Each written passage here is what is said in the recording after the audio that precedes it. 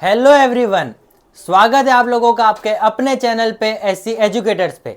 तो जैसे कि मैंने स्ट्रेटेजी वीडियो में कहा था कि आप लोगों के लिए रोज वन शॉट अपलोड किए जाएंगे, तो मैं लेके आ गया हूं आपके लिए दूसरे चैप्टर का one shot, that is Indian economy 1950 to 1990।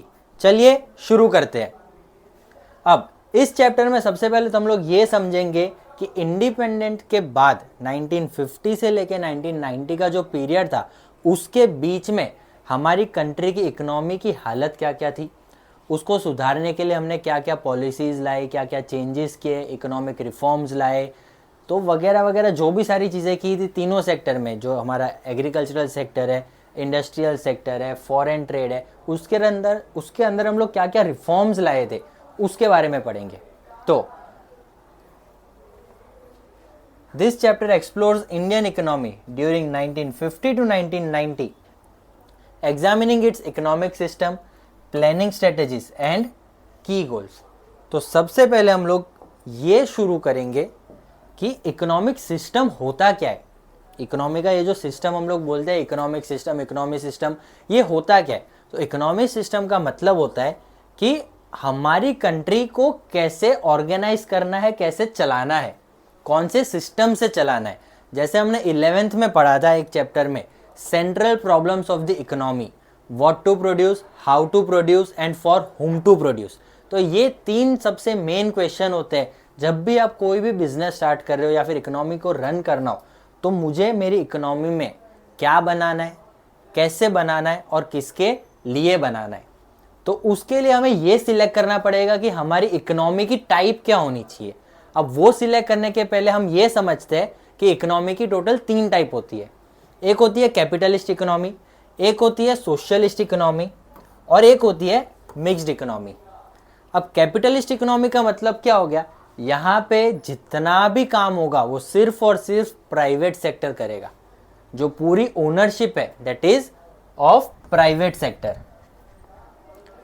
Socialist economy में क्या होगा, पब्लिक ओनरशिप होगी। पब्लिक ओनरशिप मतलब कि गवर्नमेंट का, यहाँ पे प्राइवेट सेक्टर का कोई भी रोल नहीं है। और मिक्स्ड इकोनॉमी, नाम से ही पता चल रहा है मिक्स है। किसका मिक्स होगा, इन दोनों का मिक्स। आधा काम कैपिटलिस्ट इकोनॉमी होगी और आधा सोशलिस्ट, मतलब आधा काम प्राइवेट सेक्टर करेगा और आधा काम अपनी गवर्नमेंट करेगी। अब मिक्स्ड इकोनॉमी सबसे ज्यादा बेनिफिशियल क्यों होती है, सबसे पहले तो डिटेल में पढ़ लेते हैं कैपिटलिस्ट इकोनॉमी क्या है, उसके की features. The means of production are owned and controlled by private sector. जैसे मैंने अभी कहा, the market forces of demand and supply determine how the central problems are solve.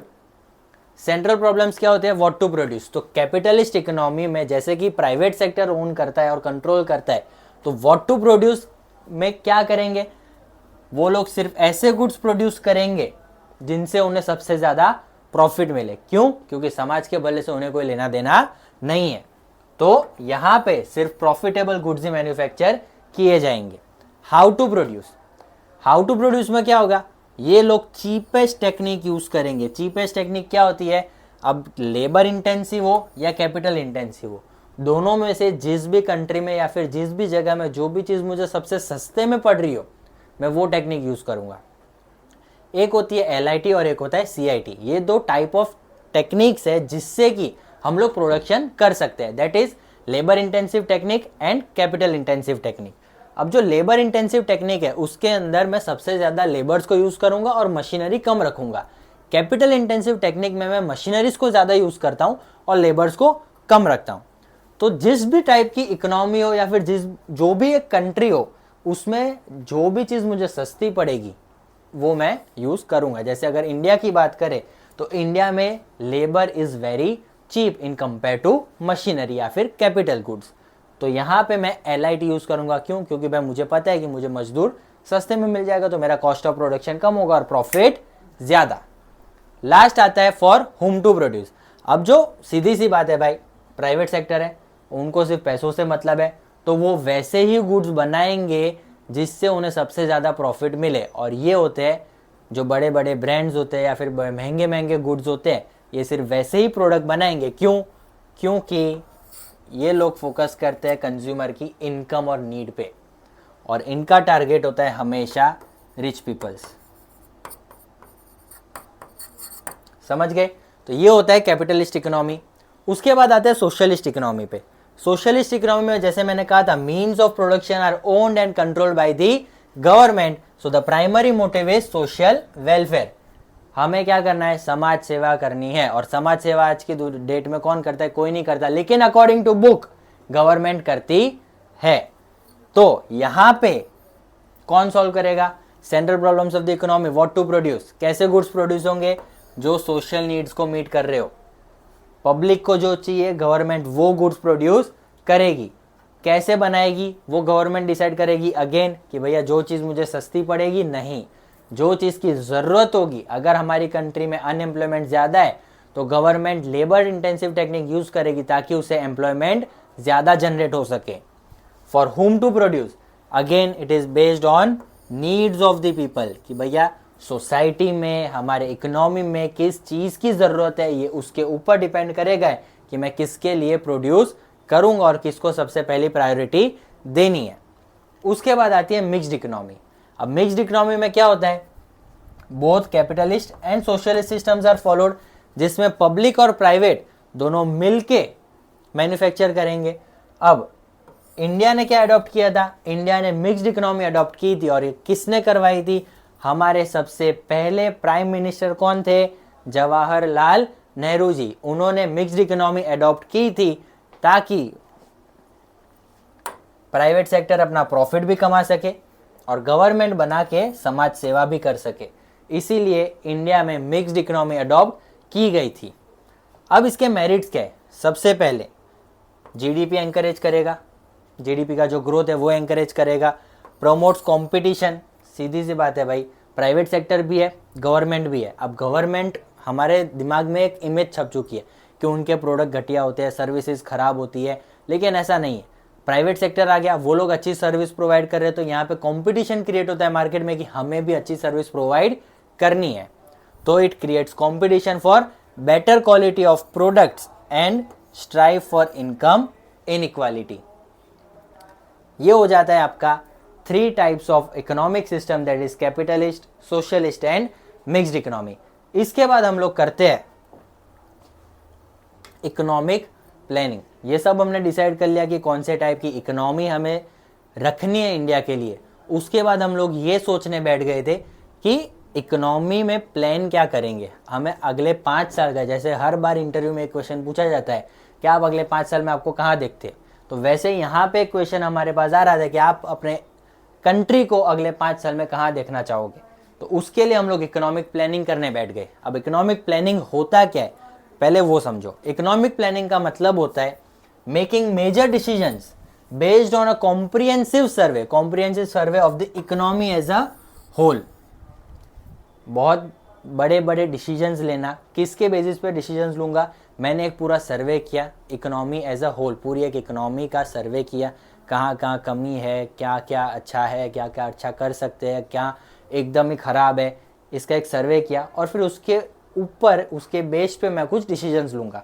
तो ये हो जाता है making major decisions of comprehensive survey of the economy as a whole. अब इसका एम क्या होता है? इसका एम ये है कि हमारे कंट्री के जितने भी रिसोर्सेज है, उस टाइम पे हमारे पास ऑलरेडी बहुत ही कम रिसोर्सेज बचे थे। क्यों?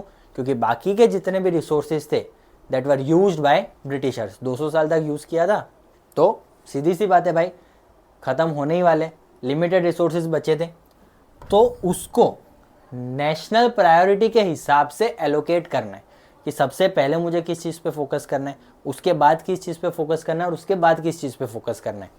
तो उसके बेसिस पे मैं कंट्री के रिसोर्सेज को इफेक्टिवली नेशनल प्रायोरिटी के बेस पे उसको एलोकेट कर रहा था। ये होता है इकोनॉमिक प्लानिंग। अब इकोनॉमिक प्लानिंग करने के लिए हमने एक प्लानिंग कमीशन बिठाया था, द प्लानिंग कमीशन।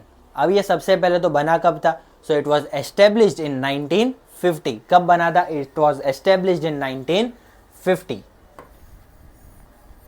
अब किसने बनाया था, किसने एस्टेब्लिश किया था? Established by the government of India.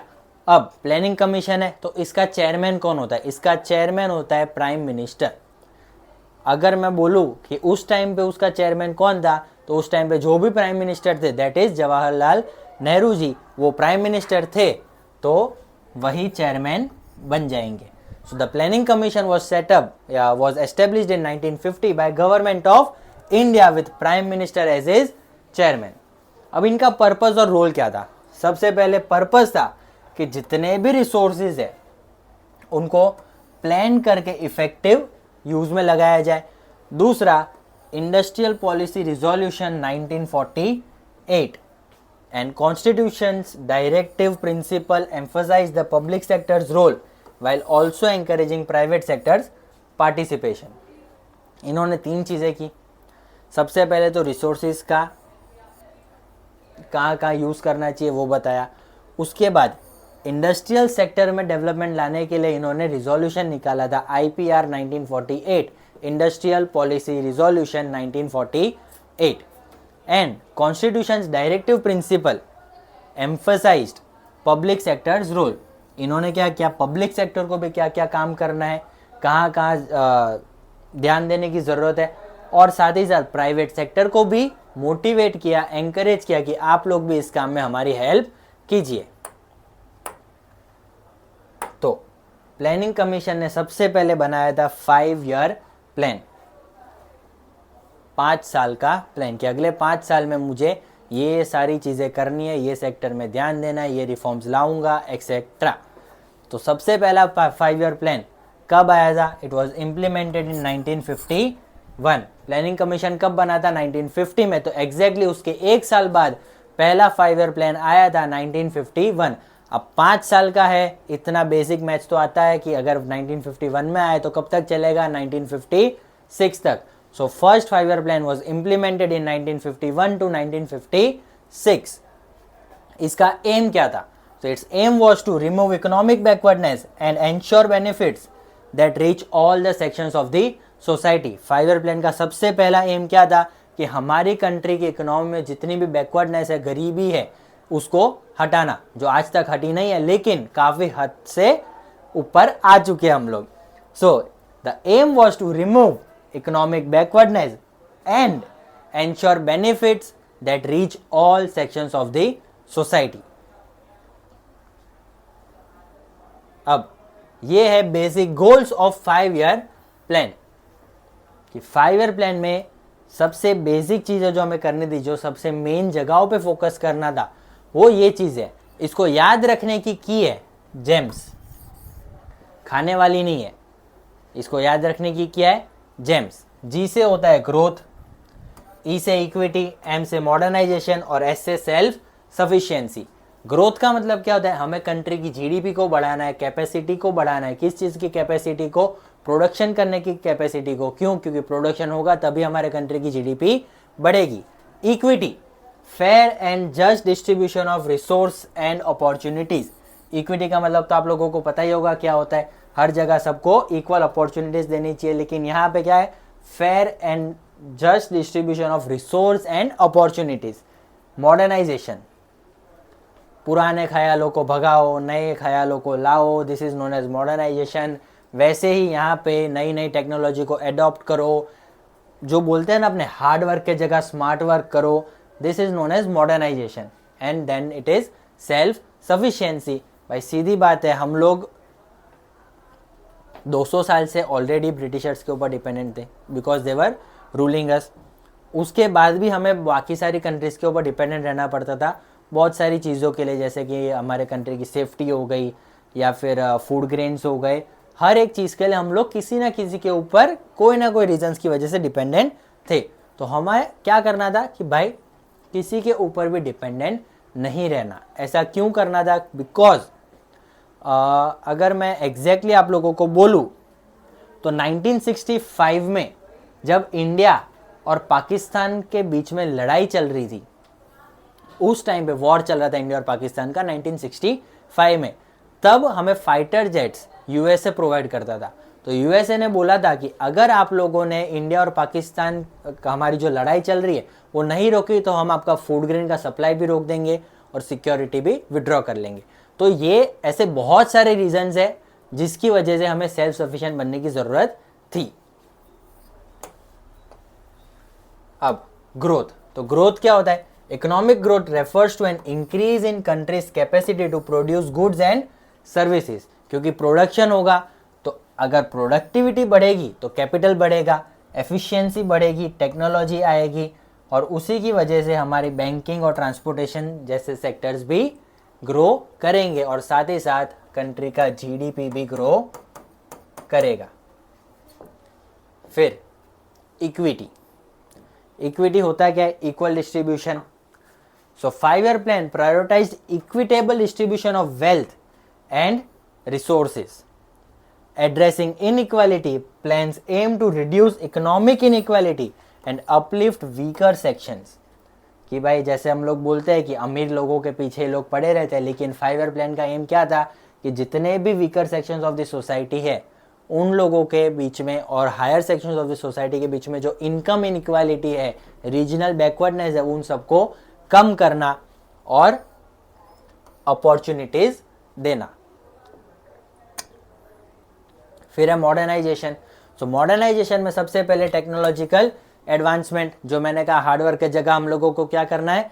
Smart work करना है। So modernisation aim to adopt new technologies to increase productivity and shift resources to different sectors. इसके अंदर सबसे मेन चीज आई थी जो इंट्रोड्यूस की गई थी हमारे साइंटिस्ट के द्वारा, दैट वाज HYV सीड्स। मैंने यहाँ पे वाई पे ज्यादा फोकस किया, ध्यान से देखना। HYV सीड्स है, HIV सीड्स नहीं है, तो गलती से भी HIV सीड्स लिख के मत आ जाना। HYV सीड्स का मतलब होता है high yielding variety seeds and modern machinery in agriculture. क्या होता है उसके बारे में हम आगे डिटेल में पढ़ेंगे। Second is social transformation. The plans also aimed to change social attitudes, promoting gender empowerment, equal rights for women, equal wage rates. This aim to create a more just and equitable society. फिर है self reliance. Self reliance में क्या है? Reducing dependency, हमें किसी के ऊपर dependent रहने की जरूरत नहीं है। So it meant reducing dependence on external assistance and developing the nation through domestic resources. सीधी सादी सरल भाषा में बोलूं तो आत्मनिर्भर भारत, जो अभी मोदी जी का एम है और काफी हद तक अच्छे से चल रहा है। This was crucial for India which had just gain independence from British rules. Avoiding foreign interference, इसका अभी ताजा एग्जाम्पल मैंने आपको बताया। The plans aim to avoid foreign interference in India's politics and policies by reducing dependence on foreign countries for food, technology and other essential resources. अगर इसका एक और एग्जाम्पल चाहिए हो तो परमाणु करके एक मूवी है जिसके अंदर आप लोगों को देखने को मिल जाता है कि हमें एटम बॉम्ब्स के लिए टेस्टिंग करने से भी रोका जाता था। इतना डिटेल में नहीं जाएंगे, जाना हो तो मूवी देख लेना। Now the agricultural sector. अब यहां से हम स्टार्ट करेंगे हर एक सेक्टर में हमने क्या क्या किया था।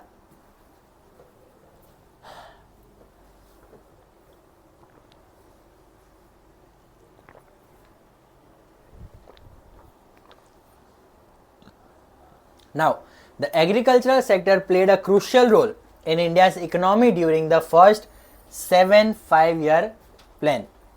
ध्यान से देखो, 7th 5-year plan नहीं है, पहले 7 5-year plan, मतलब कि एक 5-year plan 5 साल का है, ऐसे 7 5-year plan गिनती कर लो टोटल कितने साल होते हैं। The plans aim to remove agricultural productivity and modernize farming practices to ensure food security and economic growth.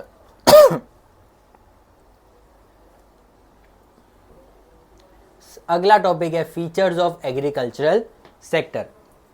इसको याद रखने की है LSD OCD, LSD/OCD। L से है लो प्रोडक्टिविटी, S से सब्सिस्टेंस फार्मिंग, D से है डिस्गाइज्ड अनएम्प्लॉयमेंट। लो प्रोडक्टिविटी क्यों थी? Indian agriculture was characterised by low productivity due to lack of knowledge. हमारे फार्मर्स के पास एक तो नॉलेज नहीं था, टेक्नोलॉजी नहीं थी। अगर ये सब होता भी तो भी पैसा नहीं था कि टेक्नोलॉजी खरीदने के लिए भी मैं पैसा कहाँ से लाऊं, है ही नहीं। नॉलेज गेन करने के लिए भी पैसा चाहिए, भाई नॉलेज कहाँ से लाओगे, पैसा नहीं था। This resulted in limited surplus production and the reliance on subsistence farming. Subsistence farming होता क्या है? इसका मतलब होता है कि मैं सबसे पहले जो भी चीज़ प्रोड्यूस करूँगा, जो भी चीज़ ग्रो करूँगा, वो सेल्फ कंजम्पशन के लिए करूँगा, उसके बाद मार्केट के लिए देखा जाएगा। अगर कुछ बच गया सेल्फ कंजम्पशन करने के बाद और जो बच जाता है वो मैं मार्केट में बेचता हूँ, this is known as marketable surplus. तो अगर एग्जाम में क्वेश्चन आता है कि व्हाट इज मार्केटेबल सरप्लस, तो सेल्फ कंजम्पशन के बाद जो मैं मार्केट में बेचने जाता हूँ that is marketable surplus. Means growing of crops for self consumption only, there were high incidents where no surplus production was done by the farmers for trade, क्योंकि बुद्धि आ गई थी अब। फिर है डिस्गाइज्ड अनएम्प्लॉयमेंट। डिस्गाइज्ड अनएम्प्लॉयमेंट क्या होता है ये जनरली सब लोगों को पता होता है, लेकिन फिर भी मैं बता देता हूँ कि डिस्गाइज्ड अनएम्प्लॉयमेंट का मतलब होता है जब एक जगह पे जितने जन चाहिए हो उससे ज़्यादा काम कर रहे होते हैं, that is known as disguised unemployment.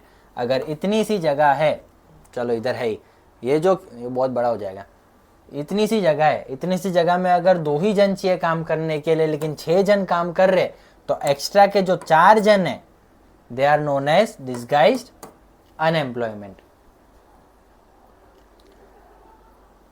ओ से हो जाता है आउटडेटेड टेक्नोलॉजी। हमारी जो फार्मिंग प्रैक्टिसेस थी that were majorly based on manual labour. वहाँ पे कोई भी टेक्नोलॉजी का यूज़ नहीं किया जाता था, जितनी भी टेक्निक्स होती थी वो ज़्यादा से ज़्यादा मजदूरी वाली होती थी जिसमें बहुत ज़्यादा काम करना पड़े। Outdated technology making it tedious and inefficient, this hindered productivity and limited the potential for growth. Conflicts between tenants and landlords. Conflicts मतलब झगड़े, टेनेंट्स एंड लैंडलॉर्ड्स तो आपको पता ही है। A lot of conflicts as the landlords were interested in लगान्स irrespective of condition or the needs of tenants और cultivators। झगड़े होते क्यों थे? देखो छोटे मोटी बातों पे जैसे घर में झगड़े होते हैं वैसे यहाँ पे झगड़े होते थे कि भैया बारिश हुई नहीं, प्रोडक्शन हुआ नहीं है, हमारे क्रॉप्स उगे नहीं है, तो हम बेच के कमाएंगे क्या, खाएंगे क्या। लेकिन फिर भी ये सब उन लोगों से कोई फ़र्क नहीं पड़ता था, उनको मतलब था लगान से, हमें हमारा पैसा टाइम से मिल जाना चाहिए। आगे समझ जाओ मैं किसकी बात कर रहा हूँ। लगान मतलब टैक्स होता है, इससे ज़्यादा हिंट नहीं दूंगा। Dependency on rainfall. Due to poor agriculture technology farmers mainly dependent on rainfall, there was minimum growth in agricultural sector in the year that received least rainfall. हमारे पास इरिगेशन फैसिलिटीज़ नहीं थी, तो इसीलिए हमारे जितने भी फार्मर्स थे वो सिर्फ और सिर्फ बारिश के ऊपर डिपेंड होते थे। तो ये हो जाता है आपका LSD OCD। L से लो productivity subsistence farming disguised unemployment, O से आउटडेटेड टेक्नोलॉजी, C से conflicts between tenants and landlords और D से डिपेंडेंसी ऑन रेनफॉल। उसके बाद आ जाते हैं कि एग्रीकल्चर सेक्टर में ट्रांसफॉर्मेशन लाने के लिए हमने क्या क्या पॉलिसीज निकाली थी। तो हमने निकाले थे सबसे पहले तो लैंड रिफॉर्म्स। अब लैंड रिफॉर्म्स थे क्या? लैंड रिफॉर्म्स में जितने भी अनइक्वल डिस्ट्रीब्यूशन ऑफ लैंड था उसके अंदर कुछ चेंजेस लाए गए थे, एफिशिएंसी ऑफ एग्रीकल्चरल प्रोडक्शन को बढ़ाया गया था। फिर है institutional reforms and then that is agrarian reforms. Agrarian reforms में अगर आप जनरली नोटिस करोगे तो HIV seeds, irrigation facilities, modern farming techniques और ये सब के बारे में बात की जाती है। और इंस्टीट्यूशनल रिफॉर्म की बात करूँ तो इसमें जो एग्रीकल्चरल इंस्टीट्यूशंस होते हैं या फिर कोऑपरेटिव फार्मिंग हो गया, मार्केटिंग बोर्ड्स हो गए, ये सब जो फार्मर्स के सपोर्ट में आ गए थे कि उन्हें भी आगे थोड़ी बहुत नॉलेज देंगे क्या करना चाहिए, कैसे करना चाहिए। तो ये 3 रिफॉर्म्स या पॉलिसीज हम लोग लाए थे फॉर ट्रांसफॉर्मिंग एग्रीकल्चरल सेक्टर। अब सबसे पहले हमने क्या किया था? सबसे पहले तो हमने मिडल मैन्स को लात मार के भगा दिया। मिडल मैन्स कौन थे? मिडल मैन्स वर दी जमींदार। फर्स्ट चैप्टर में हमने पढ़ा था जमींदारी सिस्टम, जिसमें जमींदार बीच में आते रहे। तो हमने क्या किया? Removing intermediaries. गवर्नमेंट और फार्मर्स के बीच में जमींदार आते थे, तो हमने ज़मींदार्स को हटा दिया। इससे क्या हुआ? जितने भी फार्मर्स थे they came into direct contact with the government, मतलब कि बीच का करप्शन गायब। इससे more than 200 lakh farmers came into direct contact with the government. 200 lakh farmers सीधा गवर्नमेंट के कांटेक्ट में आ गए थे एक ये इंटरमीडिएट्स को हटाने से। तो आप सोच सकते हो कि कितना ज़्यादा फायदा हुआ होगा। Direct contact with the government, the removal of intermediates allowed 200 lakh tenants to directly interact with the government, improving their access and support and services. Incentivizing farmers, हमने लैंड की ओनरशिप, फिर प्रोडक्टिविटी बढ़ाने के लिए जितने भी रिसोर्सेज चाहिए होते हैं, कैपिटल चाहिए होता है, फर्टिलाइजर्स चाहिए होते हैं, ये सब के ऊपर हम लोग इंसेंटिव प्रोवाइड करना शुरू कर दिया था। फिर आ जाओ लैंड सीलिंग पे। अब लैंड सीलिंग का मतलब क्या था? लैंड सीलिंग मतलब कि जितने भी बड़े बड़े लैंडलॉर्ड्स थे, जमींदार से रिच लैंडलॉर्ड्स की बात करें तो मेजॉरिटी ऑफ द लैंड जितनी भी थी ना वो सारी की सारी इन लोगों के पास थी। तो लैंड का जो कंसंट्रेशन था वो बहुत ही कम जनों के पास था और उसके ऊपर जो काम करते थे वो होते थे स्मॉल एंड मार्जिनल फार्मर्स। तो हमारा एम क्या था कि ये कंसंट्रेशन को हटाना है। अब ये कंसंट्रेशन को कैसे हटाएंगे? ये कंसंट्रेशन को हटाने के लिए हमने रीडिस्ट्रीब्यूट किया लैंड। क्या किया गवर्नमेंट ने? गवर्नमेंट ने एक लिमिट सेट कर दी कि फॉर एग्जाम्पल एक नंबर पकड़ लेते हैं 50 एकड़।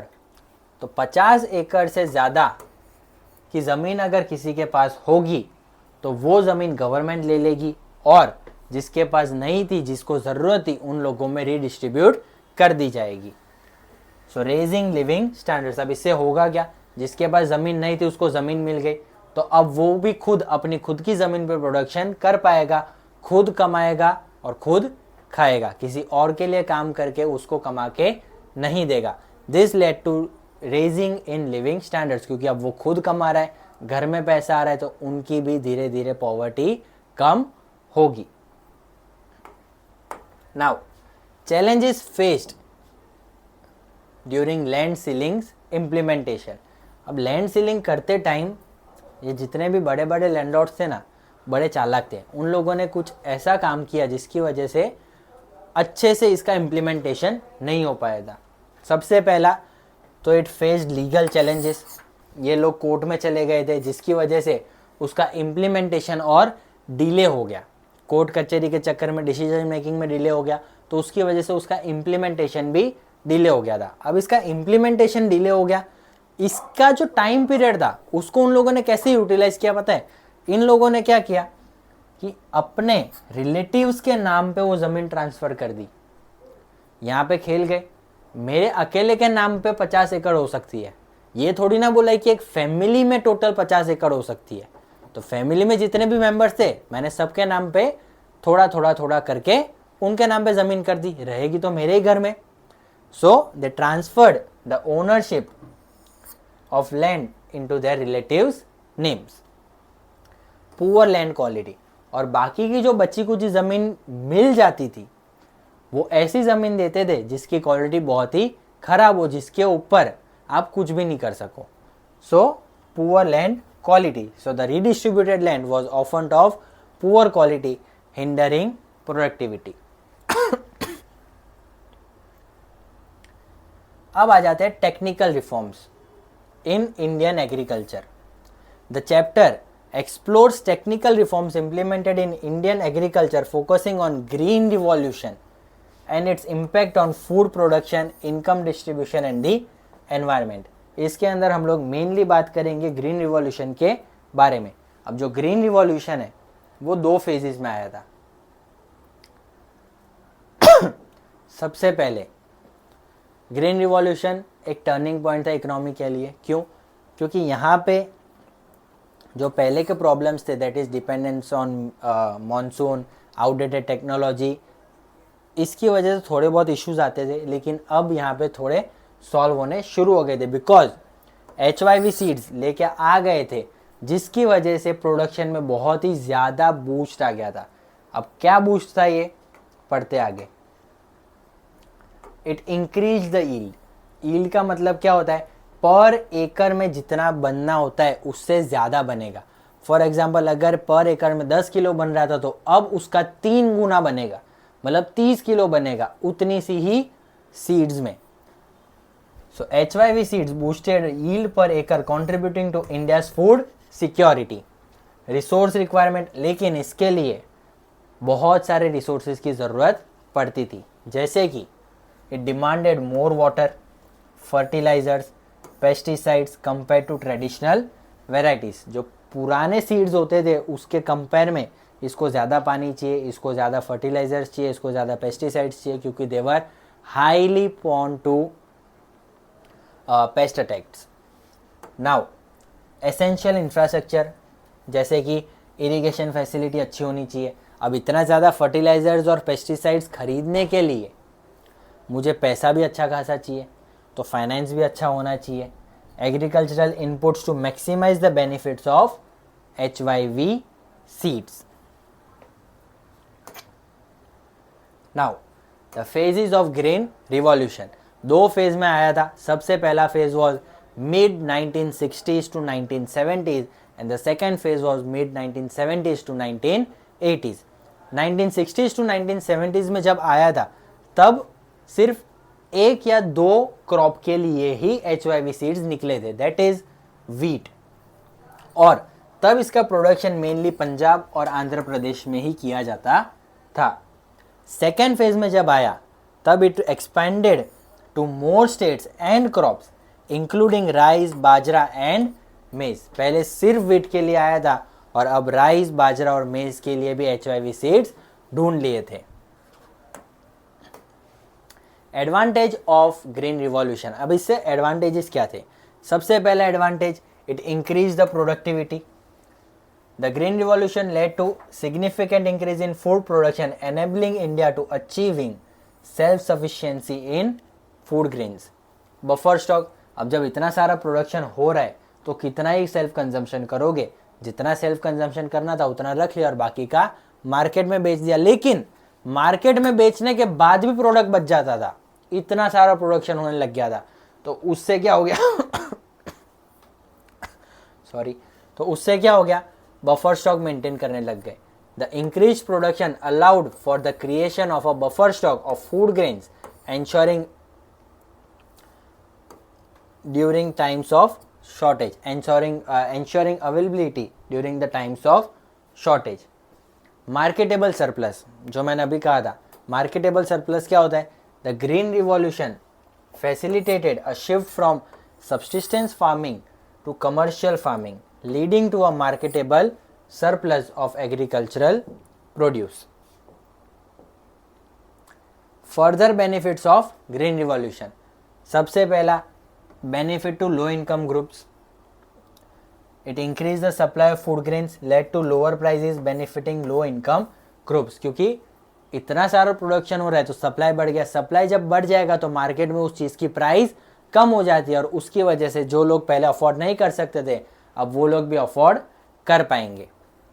Multiple cropping, it also helped in multiple cropping की अब फार्मर्स एक ही बार में 2 या 3 टाइप ऑफ वेराइटीज ग्रो कर पाएंगे। So the shorter production cycle enable farmers to grow multiple crops on the same land, reducing seasonal unemployment। लेकिन इसके कुछ एडवांटेजेस थे तो साथ ही साथ डिसएडवांटेजेस भी होने ही है। जिस चीज़ के एडवांटेज होंगे उस चीज़ के डिसएडवांटेज भी हो गई।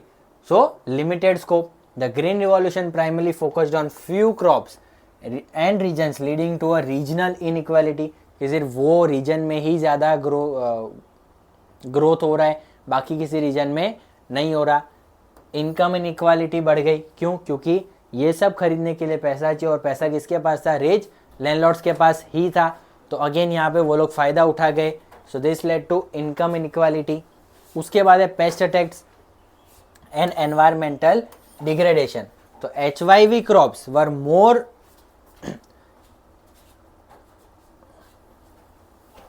susceptible to pest and the reliance on chemical fertilizers and pesticides had negative environmental consequences. क्योंकि अगर आप इतना ज़्यादा पेस्टिसाइड्स फर्टिलाइजर यूज़ करोगे तो उसकी वजह से एनवायरनमेंट को भी फर्क पड़ेगा.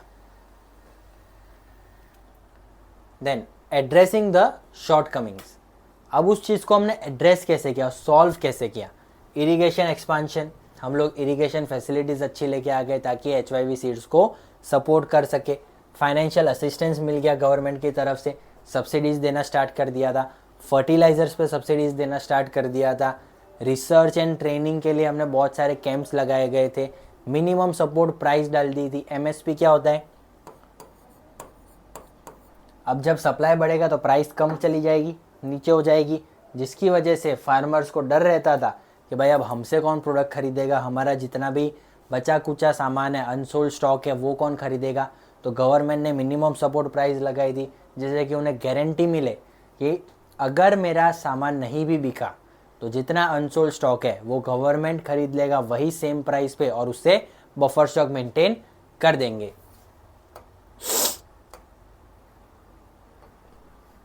फिर आ जाते हैं डिबेट्स ओवर सब्सिडीज़. अब अगर मैं डिबेट की बात करूं तो डिबेट में दो टाइप होती है. एक होता है कुछ लोग उसके फेवर में बोलेंगे और एक होता है कुछ लोग उसके अगेंस्ट में बोलेंगे.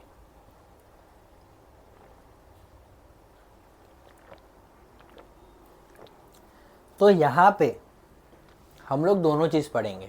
अगर हमें सब्सिडीज़ के बारे में क्वेश्चन आता है तो आप अगेंस्ट में भी लिखना है और फेवर में भी लिखना है. Exploring the arguments for subsidies in agriculture. सबसे पहला, reduce risk, supports poor farmers and reduce inequality.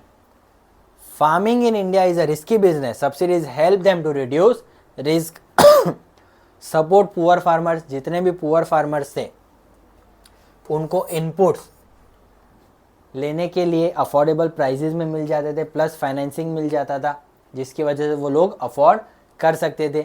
This led to reducing income inequality, कि अमीर और अमीर नहीं हो रहा, गरीब और गरीब नहीं हो रहा, क्योंकि गरीब को भी अभी मौका मिल रहा है कमाने का. So this led to reducing income inequality. लेकिन अगर हम आर्ग्यूमेंट्स की बात करें तो आर्ग्यूमेंट्स में क्या था, सब्सिडीज देने का सबसे मेन एम था कि HYV सीड्स का जो ग्रीन रिवॉल्यूशन की जो फेज़ है उसको अडॉप्ट कर लिया जाए. तो वो एक बार अडॉप्ट हो चुका था, फिर सब्सिडीज़ क्यों देनी है मुझे, अडॉप्ट तो मैंने कर लिया ना, जो एम था वो फुलफिल हो गया, फिर वो सब्सिडीज़ कंटिन्यू क्यों रखनी है.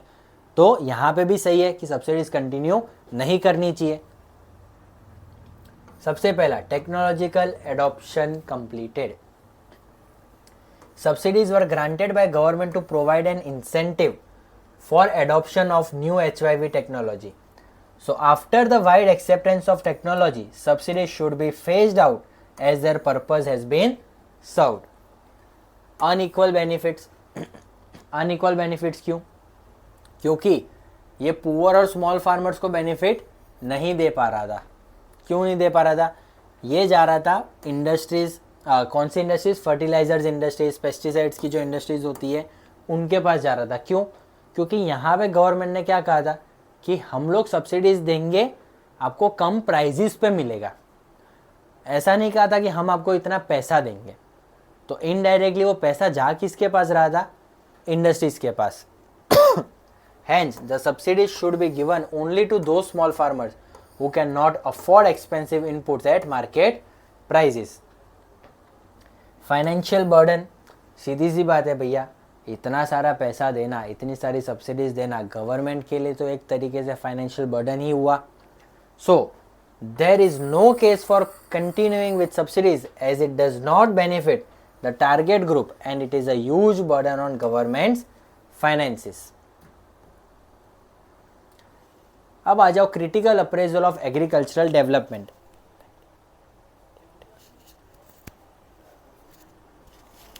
जनरली ये क्वेश्चन एग्जाम में आता नहीं है, लेकिन फिर भी हम लोग एक बार ऊपर से रीड कर लेंगे. Land reform and green revolution. Critical appraisal का सबसे पहले तो मतलब होता है कि आपको पॉजिटिव और नेगेटिव जो भी पॉइंट्स हमने एक पर्टिकुलर टॉपिक में पढ़े उसके बारे में समराइज करके लिखना होता है। तो सबसे पहला पॉइंट है land reforms and green revolution, कि हमने लैंड रिफॉर्म्स लाए थे, मेजर्स लाए थे, ग्रीन रिवॉल्यूशन आया था। फिर है इंक्रीज प्रोडक्टिविटी, कि भाई जो ग्रीन रिवॉल्यूशन आया उसमें HYV सीड्स आए जिसकी वजह से प्रोडक्टिविटी इंक्रीज हुई थी।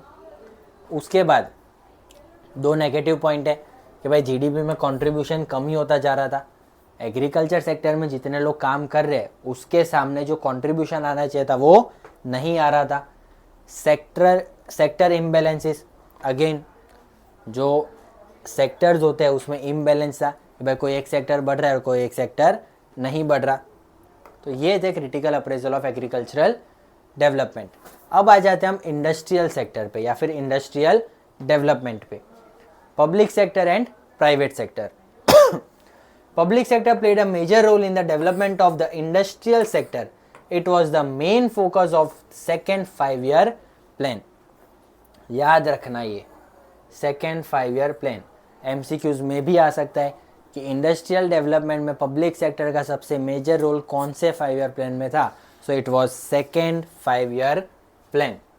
Private sector also contributed to the development of industrial sector through public sector played a larger role. Private sector ने भी कंट्रीब्यूट किया था लेकिन सबसे मेन सबसे लार्जर रोल किसका था, पब्लिक सेक्टर का। अब पब्लिक सेक्टर का क्या रोल था इंडस्ट्रियलाइजेशन में। सबसे पहले social welfare, as the government participation ensures equity and social welfare in industrialisation. Capital shortage, जितनी भी PSUs थी public sector undertakings, addresses the lack of private capital for industrial ventures. Capital shortage मतलब पैसे का जितना भी शॉर्टेज था वो एंश्योर किसने किया था, it was ensured by PSUs, that is public sector undertakings.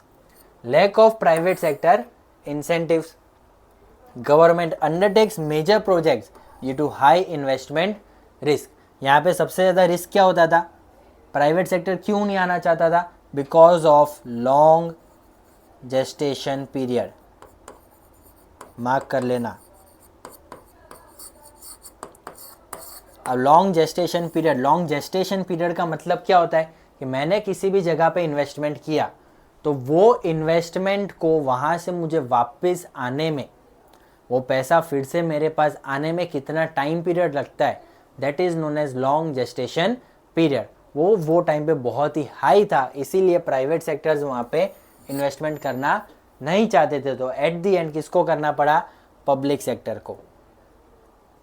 उसके बाद हम आ जाते हैं इंडस्ट्रियल पॉलिसी रिजोल्यूशन 1956। हमने पहले पढ़ा था IPR 1948। उसके बाद इसमें कुछ चेंजेस लाके नया IPR बनाया गया था इन 1956। अब इसके अंदर हमने क्या क्या किया था, सबसे पहले इंडस्ट्रीज को 3 कैटेगरीज में क्लासीफाई किया था, क्लासिफिकेशन ऑफ इंडस्ट्रीज। सबसे पहला है शेड्यूल A, शेड्यूल B और शेड्यूल C। शेड्यूल A में टोटल 17 इंडस्ट्रीज को क्लासीफाई किया गया था, शेड्यूल B में 12 इंडस्ट्रीज थी और बाकी की जो बची कुची है that were in schedule C। अब शेड्यूल A में क्या है, industries exclusively owned by public sector या फिर स्टेट। मतलब कि शेड्यूल A के अंदर जितने भी इंडस्ट्रीज आएगी वो सिर्फ और सिर्फ exclusively they were owned by the state. इसके अंदर कौन कौन सी इंडस्ट्रीज है, arms, atomic energy, heavy industries, aircraft, oil, railways and shipping.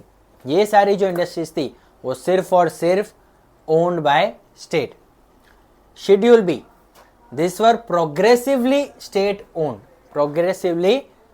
और इसके अंदर कितनी इंडस्ट्रीज थी, इसके अंदर टोटल 12 इंडस्ट्रीज थी, with the state taking the initiative and the private sector supplementing their efforts. Example, aluminium, mining, machine tools and fertilizers. समझो इसके अंदर सिर्फ और सिर्फ स्टेट ओन करेगा, इसलिए लिखा हुआ है एक्सक्लूसिवली ओन्ड बाय स्टेट, मतलब स्टेट के अलावा और कोई भी नहीं है। प्रोग्रेसिवली स्टेट ओन्ड, इसका मतलब होता है कि पब्लिक सेक्टर या फिर जो स्टेट है वो इनिशिएटिव लेगा उस चीज़ को चालू करने का, और फिर प्राइवेट सेक्टर उसमें उनकी हेल्प करेगा। तो इसके अंदर 12 इंडस्ट्रीज है, that is aluminium, mining, machine tools and fertilisers. और बाकी की जो बची कुची थी वो शेड्यूल सी में डाल दी, जिसके अंदर प्राइवेट सेक्टर काम करेगा और स्टेट उनकी हेल्प करेगा फॉर एनकरेजिंग देयर डेवलपमेंट। तो ये हो जाता है schedule A, schedule B and schedule C. उसके बाद क्या किया, उसके बाद हम लोग लेके आ गए थे इंडस्ट्रियल लाइसेंसिंग। लाइसेंस क्या होता है? लाइसेंस का मतलब होता है it is a written permission from the government कि आप कुछ भी चीज कर सकते हो, कुछ भी चीज मतलब प्रोडक्शन कर सकते हो। तो अगर मैं गवर्नमेंट से रिटर्न परमिशन ले लेता हूं, this is known as industrial licensing. ये वो टाइम की बात कर रहा हूं मैं। नाउ इंडस्ट्रियल लाइसेंसिंग अच्छा लिखा हुआ है, a written permission from the government for an industrial unit to manufacture goods. Licence क्यों चाहिए था? No new industry was allowed without a licence. Industrial licensing introduce करने के बाद किसी को भी नई इंडस्ट्री सेटअप करने के लिए परमिशन नहीं दी जाती थी until and unless you don't have a license। Backward areas, licence आपको इजीली मिल जाता था अगर आप अपनी इंडस्ट्रीज बैकवर्ड एरियाज में सेटअप करोगे। क्यों? क्योंकि वहाँ के पे भी डेवलपमेंट होगा और उसकी वजह से जो रीजनल बैकवर्डनेस है, क्या बोलते हैं, रीजनल इनइक्वालिटीज़ है, वो कम होती जाएगी। एक्सपांशन एंड डाइवर्सिफिकेशन, अगर आपको इंडस्ट्री एक्सपांड करनी है, आपको प्रोडक्ट लाइन डाइवर्सिफाई करना है, तो उसके लिए भी लाइसेंस चाहिए था, और वो आपको तभी मिलेगा जब गवर्नमेंट को लगेगा कि इकोनॉमी में इतना प्रोडक्शन करने की ज़रूरत है। अगर गवर्नमेंट को लगता था कि इतना प्रोडक्शन करने की ज़रूरत नहीं है तो हमें लाइसेंस नहीं मिलेगा। Then we come on small scale industries. अब स्मॉल स्केल इंडस्ट्रीज SSI, इसको भी गवर्नमेंट ने बहुत ज़्यादा एंकरेजमेंट दिया था। क्यों दिया था? Because a small scale industry is defined by maximum investment allowed on it's asset. सबसे पहले तो इसको हम डिफाइन कैसे करेंगे कि SSI के अंडर कौन सी इंडस्ट्रीज आएगी। तो वो डिसाइड करने के लिए हमने क्या किया कि आप अपने एसेट पे कितना मैक्सिमम इन्वेस्टमेंट कर सकते हो, उसके बेसिस पे आपको SSI के अंदर डाला जाएगा। दैट वाज वो टाइम पे आई थिंक 5 लाख था, और उसके बाद वो बढ़ के 1 करोड़ हो गया था, और अभी कितना है वो आइडिया नहीं है। ठीक है। Now small scale industry is defined by maximum investment allowed on it asset which has changed over time. अब इसके एडवांटेजेस क्या थे? सबसे पहले छोटी छोटी इंडस्ट्रीज है, तो इसके अंदर जॉब करने के लिए आपको ज़्यादा क्वालिफिकेशन नहीं चाहिए, आपको ज़्यादा क्वालिफिकेशन नहीं चाहिए। ऐसे लोग हमारे पास बहुत सारे थे, and this led to employment generation. उसके बाद है प्रोटेक्शन फ्रॉम बिग फर्म्स। यहाँ पे गवर्नमेंट ने उन्हें बड़ी बड़ी फर्म से प्रोटेक्शन दिया था। कैसे दिया था? By reserving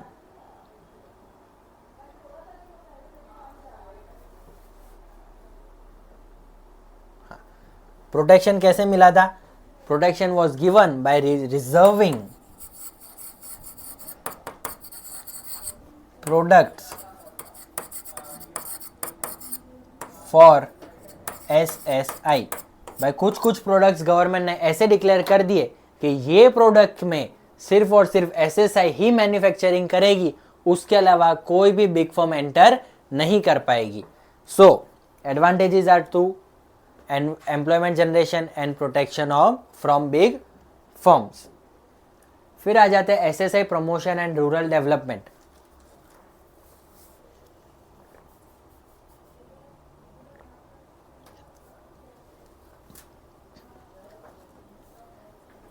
SSI promotion and rural development, इसके लिए कमिटी बनी थी। ये टॉपिक ने एक पॉइंट है, ठीक है।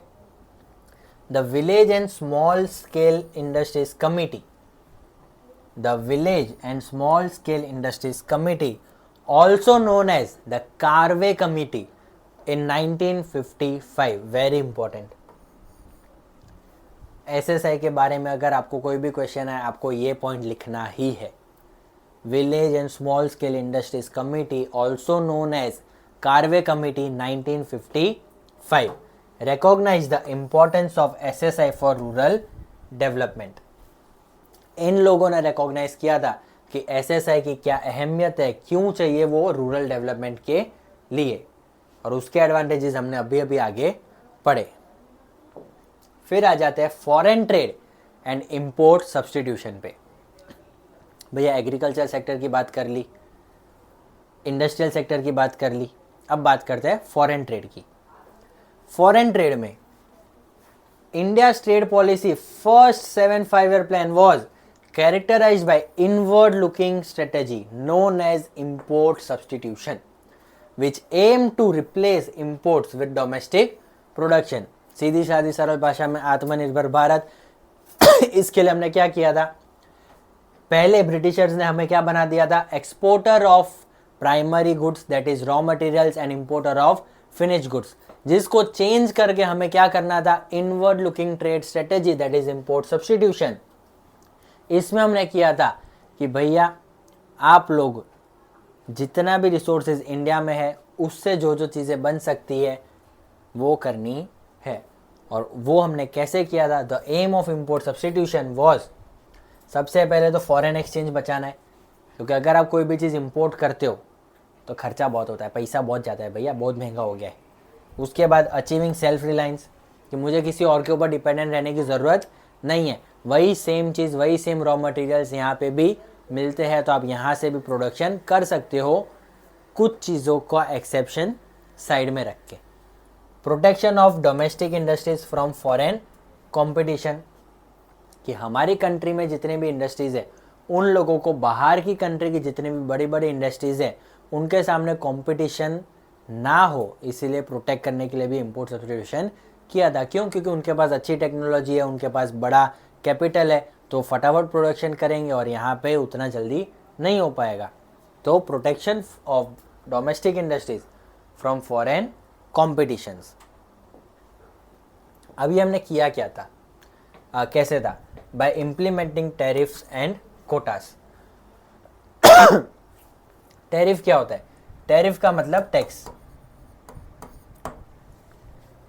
कि अगर जितने भी गुड्स आप इंपोर्ट करोगे उनको ज़्यादा एक्सपेंसिव बनाने के लिए मैं उनके ऊपर ज़्यादा टैक्स लगाऊंगा.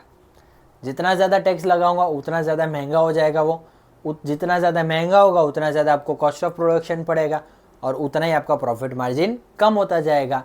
इनडायरेक्टली आप लोगों को उस चीज़ को यूज़ करने से डिस्करेज करने के लिए टैक्सेस लगाए गए थे या फिर टैरिफ्स लगाए गए थे. कोटास का मतलब क्या होता है, कोटास का मतलब होता है क्वांटिटेटिव रेस्ट्रिक्शन. मैं कोई टैक्स वैक्स नहीं लगा रहा, मैंने बोल दिया आप इतनी लिमिट से ज़्यादा इंपोर्ट कर ही नहीं सकते.